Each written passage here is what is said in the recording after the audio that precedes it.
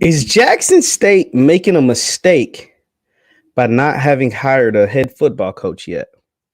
I think it's interesting the different ways you can look at this. Let's talk about it after the bumper. Stay tuned.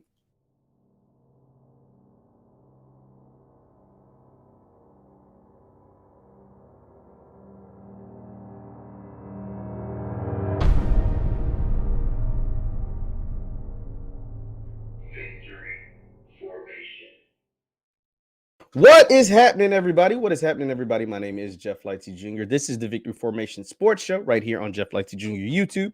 Be sure to hit that thumbs up button, like, share, and subscribe, and the notification bell because we upload just about every single day. And we've got a lot of new subscribers, so thank you all. Continue to like the stream, like the video, and continue to share it and subscribe. We're on the road to 10K, and that wouldn't be possible without you all. Now, the topic of today's show is Jackson State making a mistake by not having named a head football coach yet? As you know, this is the live period for football coaches. You see football coaches all across the country dishing out offers. You see football coaches all across the country making visits, official visits. It was a big official visit weekend this past weekend on everybody's campus, it seemed like, except for one school, the school that's the most talked about school, one of the most talked about schools in the country, and that is Jackson State University. You guys see I'm swimming a little bit.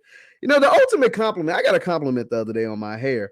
And the ultimate compliment another man can give another man without being, whatever, is, dang, I see you swimming. Like, your hair looks real nice. That good FBA hairline, that nice, pretty, fine, foundational Black American hair. Now, that's off the topic. Now, back on topic. JSU, early signing day is close. I mean, we're closing in on a week away from early signing day, which takes place October 21st. Now, what it looks like to me is that JSU isn't going to name the next head coach until after the Celebration Bowl. That's what it seems to be. And there could be a few reasons for that. The number one reason is that Deion Sanders is still in the building. Deion Sanders is still in the building. It's not typical that a head coach who has taken another job and is currently fulfilling his duties at that other job, whether it's recruiting, putting out offers, putting together a staff, all that stuff. It's not often that coach comes back and coaches and hanging out in the previous city of his former team, still helping them out. That's not normal. And so because that's not normal, and because Colorado has allowed Deion Sanders to do that, and Ashley Robinson, JSU's AD, has allowed Deion Sanders to do that, it could make things a little awkward for the next guy and his staff, having them in and out the building, and Deion Sanders and his staff in and out the building. You see how that could be a little weird. And so that's possibly why they haven't named the next head coach. You add that to the simple fact that Deion Sanders himself is just massive, is just very massive. It could be a whole lot on a team to be introduced to their new head coach and, getting used to and learning and introducing themselves to the new staff when you have a championship game, like quite literally an HBCU national championship game on the line. So that may be why they haven't done it. And I can understand that. But then if you look at it from the other side, you're like, well, not naming a coach puts you behind the eight ball when it comes to recruiting, not just recruiting the transfer portal and high school players ahead of National Signing Day, early signing day. Honestly, it puts you behind the eight ball when recruiting your own players. If you think you may or may not have a chance of keeping some of the guys on your own roster. See, nowadays, because of the transfer portal and because of how college football is like free agency in the wild, wild west, coaches, both whether they're new coaches or so the same coaches on the same staff, part of recruiting is also recruiting the players already on your roster to stay on your roster and to not hit the portal. And so when you hire a coach, because the Celebration Bowl is December 17th, if you hire a coach, whether it's announced on December 17th or the next day, December 18th, it could put you behind the eight ball. Because think about it, even if you hire them on the 17th, they get 4 days before early signing period starts. They get 4 days before guys start really signing papers and picking their schools. And that, like I said, you can look at it one of two ways. You can be like, hey, they're just going to miss out on that first wave and they're going to miss out on some really good players. Or you could say, our guys are focused. I trust our AD and Ashley Robinson, and I trust the process that's going on. And we don't want any more distractions on a team ahead of the national championship game. And these are also some things to consider as well. One of them being that even though early signing day is December 21st, all the players aren't going to sign on December 21st. There are going to be plenty of players left in the portal after December 21st, plenty of high school players that haven't signed after December 21st, and plenty of guys that are going to be willing to join your team after you name the head coach. Because a lot of players anyway aren't going to commit to a team or sign to a team where they don't know the coach, where they don't know who the coach is or the coaching staff, not just the coach, but the actual coaching staff as well. And so that is also something to think about. I put this out on my Twitter, just the same question that I'm asking you, and I got a bunch of different answers. You can go respond, and we may pull up your responses on another episode. But here's the question I asked. I said, how do you feel about JSU not naming a head coach yet? Early signing day is 10 days away. And I've got a wide array of answers. You got some people that say the AD is really taking his time with this one. That's a very valid answer. You got some folks saying, I don't think it's a good look. That's putting them behind further, which is also true. Like two things can be true at once. Multiple things can be true all at the same time. We've got shout out to my Mr. Rick Sincere from TMV Sports. He says, I like it. It's one of the biggest decisions in the history of the school. I believe they should approach the process with caution and really do their best to get this right. I'm going to retweet that because, I mean, that is also very true. HBCU Spotlight, shout out to HBCU Spotlight, said it makes me feel anxious, which is also, I mean, I'm just curious. As long as they announce it before the 15th, I'm good. The team as a whole is still together, but they need to get it together soon. I don't think it'll happen. I get that, but I don't think it'll happen before the 15th. Jamie Walker put out a good one. He said, I don't think the early signing period is a factor. It was last year, meaning when it was under Coach Prime. But naming a successor at the Celebration Bowl could be a huge splash, especially if they win. Now, this was a different perspective, and I like that. Imagine that, right? All the different questions towards the game, but even if they win or lose, up there it'll be Travis, Shedeur, and Coach Prime. And imagine kind of uprooting that by saying, hey, our next head coach is blah, blah, blah. Here he is. Or even if he's not there. That would be kind of cool. It would take the spotlight a little bit off of Deion Sanders and the fact that he's leaving to Colorado, and this is his last game at JSU. And really, put it on the next group of guys, put it on the team, put it on the next coach. It says, we're good. It keeps the negative chatter. The team is focused on Saturday. All great responses that I have over on Twitter. Another one is this is an interesting paradigm because we're getting people on both sides of the fence. It says, I think it's counterproductive. They know Deion Sanders would leave. I think he'd leave. Like 2 months ago from inside sources, I think they're going to have to name one Sunday or Monday after the Celebration Bowl. They need to keep the momentum going, and they got to act fast and smartly.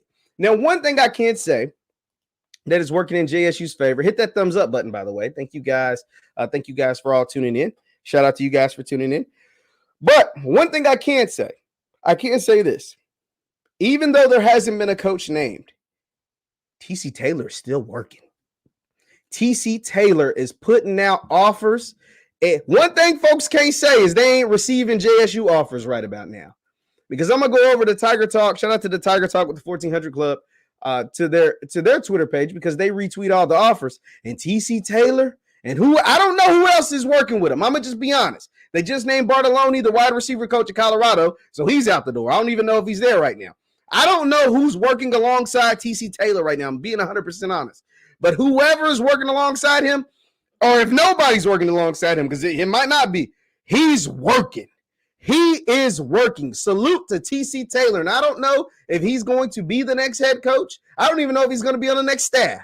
But regardless, he is a JSU alum. He is a JSU guy, and he is putting out these offers. He is trying to make sure that they will be behind someone. Oh my goodness. They will be behind somewhat simply because that's just how it is by them not having named the coach just yet. But TC Taylor is working his tail off. Look, blessed to receive an offer from JSU. You got James Houston, who had another sack today. James Houston, I think, has set a Lions record for the most sacks in 3 games. He's had 4 sacks in 3 games. Shout out to James Houston, a JSU alum. Shout out to him. And let me try to find some more of these offers that TC Taylor's done put out. Another one, highly blessed to receive my second offer from Jackson State. TC Taylor is working. Now, I don't know who else is working for Jackson State right now, but TC Taylor, salute to him, man. Salute to that man. And even if he's not, because I honestly, I don't think he will be named the next head coach, but even if he's not, I hope he continues to be on this JSU staff because he has shown loyalty. He could have left Jackson State after being demoted. I mean, TC Taylor was the offensive coordinator last year. They had the one good game against the really, really offensive, crazy game against Alabama A&M. But then they kind of sputtered their way all the way through the rest of the year. He gets demoted, doesn't say anything about it, just comes to work every single day, works his tail off, does the things he can do. Everybody bolts to Colorado. All the folks are bolting. If they haven't bolted, they will be bolting to Colorado. And all you see every day on Twitter, if you're not on Twitter, you can follow me at JLightsy7. Is thank you, God. I received my blah, blah, blah offer from Jackson State and the kids tag TC Taylor. That means TC is still working. He's still in that building every day. He's still out on the road recruiting. He's still taking phone calls, FaceTimes, DMs, all of that stuff in the name of Jackson State. And I love it, and I respect him. I respect the hell out of TC. I know one thing I know, he will have a job on that staff if he wants it, I imagine. Because the way he's working right now, if he's not named the head coach, he could be very well named the head coach. But if he's not named the head coach, I know whoever's coming in, if they don't retain nobody else on that staff, if Coach Prime, if Deion takes all the rest of the coaches, they got to be able to keep TC. He's too valuable to Jackson. He's too valuable to this team. He's too valuable to he's been the MVP of all this craziness happening around the football team and with their coach leaving to go to Colorado. So salute to TC Taylor, and I respect the heck out of him for that because he's still showing up to work each and every single day. But Celebration Bowl week is here. We will be covering the Celebration Bowl. We'll be going in depth with the Celebration Bowl. We'll have some guests on this week, hopefully, to preview the game and kind of get into some of the matchups and the good and bad about going against a guy like Davius Richards, who was a bad man. That is a bad man over there for North Carolina Central. JSU better buckle up their chin strap because Bubba McDaniel over for Southern gave him some work. But Davius Richards is like Bubba McDaniel on steroids. He's a way better quarterback. He's a dog, MEAC player of the year type player. Yeah, he's like that. QB1 type player in all HBCU football. He's that good. I think Shedeur is better, but he's that good. And we'll see how it will turn out. Leave your thoughts in the comments down below. Should JSU hire a coach before the Celebration Bowl? Oh, or are you okay with them waiting till after the game is over? My name is Jeff Lightsy Jr. This is the Victory Formation Sports Show right here on Jeff Lightsy Jr. YouTube. Be sure to hit that thumbs up button on your way out. Thank you guys for tuning in. Also, you can follow me on Instagram and Twitter at JLightsy7, on Instagram and Twitter at JLightsy7. Thank you guys for tuning in. I will see you next time. Peace.